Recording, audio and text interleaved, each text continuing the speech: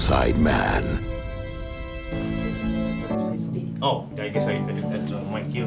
What do you think it is about bank robberies and cops and robber stories that just fascinates everybody? It's a great premise for a movie, isn't it? Guys take over the bank, make their demands, and we see how it unravels. It's a very, it's a very tight, very tight premise for a movie. I think it's because every time, even when I go into a bank, and I'm a just fairly honest person, I'm always plotting ways to do it myself. I think it's always something like, all this money I could have. I think we all think like that. But we've seen so many cops and robber stories, so many bank robbery stories, and the idea of the perfect crime, though, as this movie unfolds, I just loved because you never, even if you thought you knew what was going on, it did. Yeah, it starts very classic. It's a throwback, classic movie. The van pulls up, the guys take over the bank. It's like we've been here before, and very quickly it keeps ever developing and ever changing. And it's a very sophisticated, elaborately, contrived heist. And part of the joy of the movie is figuring out with the other characters. Denzel's cop is constantly trying to figure out, this isn't quite what it seems, guys. This isn't, just the guys going in there and getting greedy and wanting the money. There's more to it than this.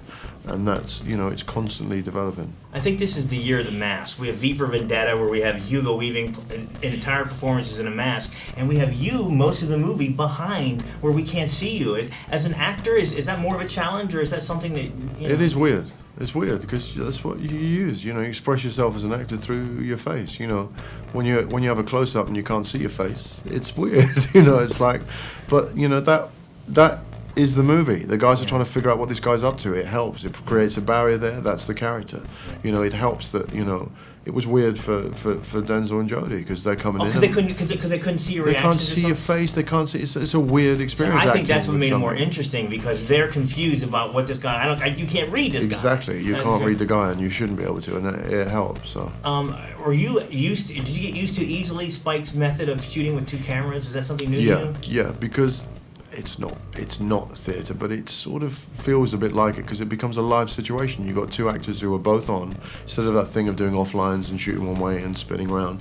Two actors are both on. Anything unpredictable happens can be used because the cameras are running both ways. The thing can be put together, and it feels like you're in a live situation. And we even did there's a lot of phone calls into the bank. Denzel's constantly negotiating through the phone calls into the bank. We shot on two sets, live on the phone. Two crews, one shooting him, one shooting. So what's the normal process of doing that? Are you just talking to some straight? It would be different days. The normal process is you shoot in that day, and we'll do Clive's in the phone call, and a few days later, we're on this set now. Now we'll do Denzel's side of the phone call. That's how you always do it. Spike builds two sets, puts the phones live, and puts two crews, one in each cam, and we shoot the phone calls live. Were you a little bummed that you didn't get to have any scenes with Christopher Plummer? Yeah, he's a great actor, yeah. But listen, I'm not complaining about who I was working with. That's true. It's just pretty stellar class. But if you think about it, though, I've always been impressed by Spike Lee because even though everybody say he's a certain kind of a movie he makes, I found this movie to be different. I always enjoyed. There's no such thing as Spike Lee's got such a varied career. His films, he's tackled all sorts of subjects, all sorts of styles of movie. I think it would be very hard if you put all his films together to say, oh yeah, that definitely. Listen, the one thing is he's a great shooter. He's a very visceral, dynamic shooter of movies. His attitude with the camera, he's really sure and purposeful, and there's something very dynamic about his movies. But he's tackled a whole number of subjects. One of my favorite scenes is when people are talking to you in the movie with the mask, when people come in and try to negotiate with you. I just thought some of the best scenes were in the film. Thanks. I had a question there, and I thought,